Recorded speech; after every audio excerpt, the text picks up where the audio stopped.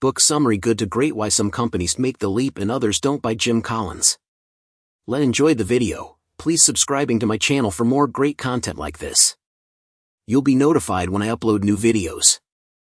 Good to Great: Why Some Companies Make the Leap and Others Don't is a renowned business book by Jim Collins, published in 2001. It's based on a comprehensive 5-year research project examining companies that made the transition from good to great performance and sustained it for at least 15 years. Here's a detailed summary of the key concepts and findings presented in the book. 1. Level 5 Leadership. Collins introduces the concept of Level 5 leaders who possess a paradoxical blend of personal humility and professional will. These leaders are ambitious for their company, not themselves. They set up successors for success and attribute success to factors other than themselves. 2. First who, then what. Great companies focus on getting the right people on the bus and the wrong people off, before figuring out where to drive it. The emphasis is on character, work ethic, and innate capabilities rather than specific skills or knowledge. 3. Confront the brutal facts, yet never lose faith. Create a culture where people have a chance to be heard. Great companies maintain unwavering faith that they can and will prevail, regardless of difficulties. They also confront the brutal facts of their current reality, no matter how unpleasant. 4. The hedgehog concept. Based on an ancient Greek parable, this concept involves finding the intersection of 3 circles. I, what you can be the best in the world at. B, what drives your economic engine. C, what you are deeply passionate about. Companies that focus on their hedgehog concept outperform those that don't. 5. A culture of discipline. When you combine a culture of discipline with an ethic of entrepreneurship, you get magical results. Disciplined people who engage in disciplined thought and take disciplined action are the cornerstone of a great company. 6. Technology accelerators. Good to great companies think differently about technology. They use technology as an accelerator of momentum, not a creator of it. They never use technology as the primary means of igniting a transformation. 7. The flywheel and the doom loop. Good to great transformations don't happen overnight or in one big leap. They follow a predictable pattern of build-up and breakthrough, like pushing a giant, heavy flywheel.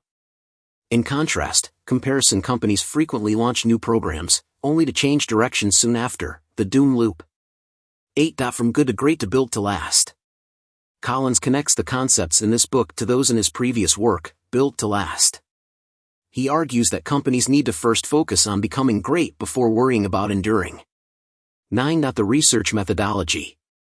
Collins details the rigorous process used to identify and study the good to great companies. The study compared 11 good to great companies to a carefully selected set of comparison companies. 10. Company examples. The book provides in-depth analysis of companies like Kroger, Walgreens, and Wells Fargo, which made the leap from good to great. It contrasts these with comparison companies that failed to make the leap, like A&P, Eckerd, and Bank of America. 11. Implications beyond business. While primarily focused on for-profit corporations, Collins suggests that these principles can apply to any organization. 12. The role of luck. Collins acknowledges the role of luck but emphasizes that both good to great and comparison companies experienced good and bad luck. The difference was how the good to great companies managed and responded to luck. Good to great has been widely influential in the business world, offering a data-driven approach to understanding corporate success. However, it's worth noting that some of the companies praised in the book have since faced challenges, highlighting the difficulty of sustaining greatness over very long periods. Deep dive to summary. Good to Great is the result of 5 years of research by Collins et al. They have found that famous companies achieve success after many years thanks to ordinary but very different factors. And that's what distinguishes them from other mid-range companies. These factors have been drawn into key points related to leadership skills, corporate culture, and strategic management. Good is the enemy of the great. And that's one of the main reasons why so few are great. We don't have great schools precisely because we have good schools. We don't have great governments precisely because we have good governments. Very few people live a great life because one accepts a good life. Most companies never become great because most become quite good.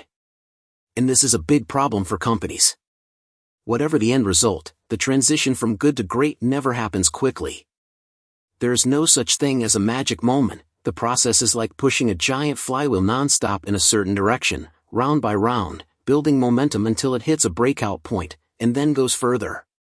Never be satisfied only with good deeds or excellence. Discover what makes great.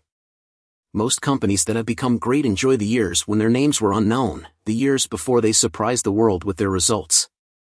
In fact, they were just like other companies at first until a certain turning point, and they were far behind the rest of the competition. Greatness is not through revolution. Contrary to popular opinion, these companies don't pour in a new CEO to change things around. That's the mark of a mediocre company. And although the remarkable results of great companies can sometimes be mistaken for instant success, that leap comes after years of effort, what Collins calls push the flywheel. The Walgreens pharmacy chain in the U.S. was a mid-sized company that didn't stand out in the market for 4 decades in a row until 1975. It left the average company behind and started new ones. Its outstanding success. From 1975 to 2000, Walgreens outperformed the stock market by 15 times, Intel Technology Corporation 2 times, General Electric 5 times, and famous brand Coca-Cola 8 times. What makes rapid and sustainable development above average? Jim Collins began a 5-year research effort to find the answer. From 11 major companies, he drew their conclusions in From Good to Great, why some companies make the leap forward, while others don't. Those conclusions are based on outstanding performance over the course of 15 years, says Collins. It is very difficult to find a group of old-fashioned people. The 11 major companies include Fannie Mae, Mortgage Company, Gillette, Razor, Kimberly-Clark, Diapers, Tissues, Kroger, Discount Supermarket, Nucor, Steelmaker, Philip Morris, Tobacco, Chocolate, Coffee, and Pitney Bowes, Office Equipment. For each of these companies, Collins looks for a consistently good company to compare, e.g. Eckerd to Walgreens. So what conclusions have Collins drawn from this study? Collins is looking for a company that consistently performs well, e.g. Eckerd versus Walgreens.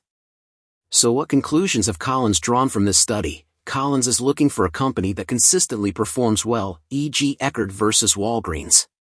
So what conclusions have Collins drawn from this study? Great vision without great people also becomes meaningless. Leader Level 5. Collins wasn't really interested in leadership when he first started studying. He wanted to break away from the great leader concept of so many companies, where the mindset that having one dynamic leader changed everything. In fact, he realized that leadership is a very important factor, but the type of leadership that makes great companies surprised him. The leaders of great companies are a paradoxical combination of ambition and humility, more like Lincoln and Socrates than Patton or Caesar. Collins describes Darwin Smith, the CEO of Kimberly-Clark, as someone with an uncanny shyness and lack of arrogance, along with an unyielding, even stoic, determination to life. Ambition cannot be seen outside of a great leader, as they always direct all their efforts and determination into ensuring the long-term success of the company.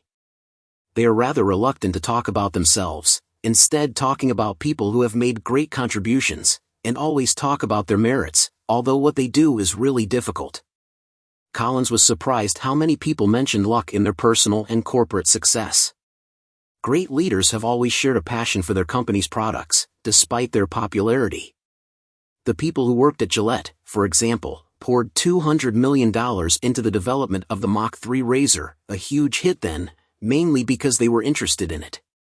Because they put the company first, Level 5 leaders, as Collins calls them, ensure that everyone who follows them has the same chance of succeeding, or more. In contrast, the CEOs of the companies compared only wanted their personal achievements to stand out, so they always chose successors who weren't as capable. Level 5 leaders intentionally keep their profile to being mediocre, ordinary people quietly doing extraordinary things. They always strive for the great future of the company, even after their tenure ends. A lot of people still keep their office in the company after leaving the job. People go first, work follows.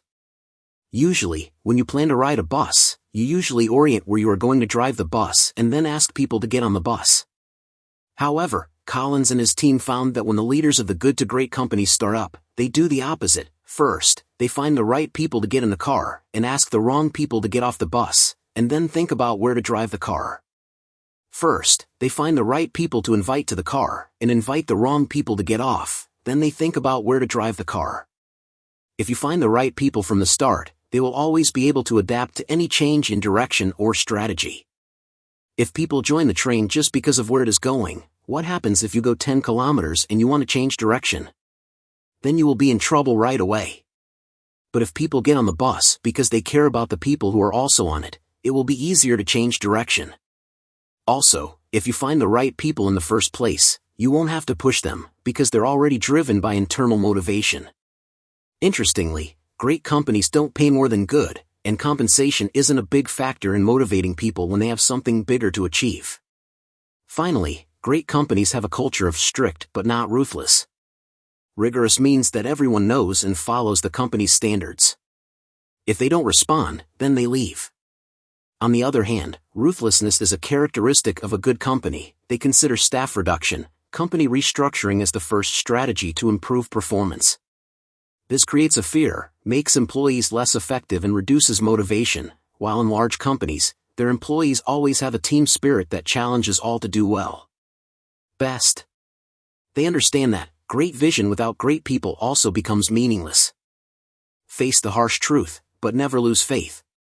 Great companies are different in the base they make decisions. They are not based on management fads or delusional dreams of greatness. They are constantly reevaluating themselves to achieve their goals.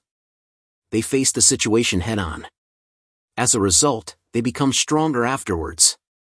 Collins found that charismatic leaders often influence the way a company succeeds, because the employees there think only about what the CEO would think instead of providing metrics as a basis. 4 decisions. A key mission in taking a company from good to great is to create a culture in which people have ample opportunity to be heard, and culminating in truth being heard. It consists of 4 basic actions. 1. Lead by questions, not by answers. 2. Engage in dialogue and debate, don't force it.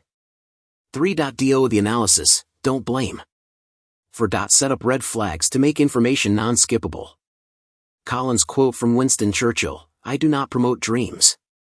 Truth is always better than dreams." A key psychological concept of great companies is the Stockdale paradox. Hold on to the belief that you will eventually win, while facing the harsh reality of the present. The concept of 3 circles, the core idea. Great companies have a single idea or goal that drives everything they do. The concept can take years to perfect, but once positioned, they can make for a huge success because they are different. Take, for example, the pharmacy chain Walgreens. They decided that they would become the best and most convenient pharmacy with high profit per customer visit. Wells Fargo isn't trying to beat Citicorp or Bank of America to become America's largest global bank. Instead, they focused on being a high-margin bank focused on the American West. Going from good to great requires a deep understanding of the 3 intersecting circles, and those 3 circles are demonstrated by the answers to 3 questions. What areas can we do best? Not the area we want to do best. What areas are we passionate about? What key economic indicators should we focus on? If you can find the best thing you can do in the world, and you love to do it, and make a profit, you're on to the start of a great business. If you have 2 of the 3 factors above, you will only have success, but not great. Technology pedal. According to Collins, technology is never the foundation of greatness, it is management. Technology is rarely mentioned as an important factor in the success of leaders in large companies. There's no such thing as this technology will make a company, we can use it to go further. Ordinary companies choose technology for its benefits, while great companies adopt technology selectively, investing in new means of work only when it aligns with their vision.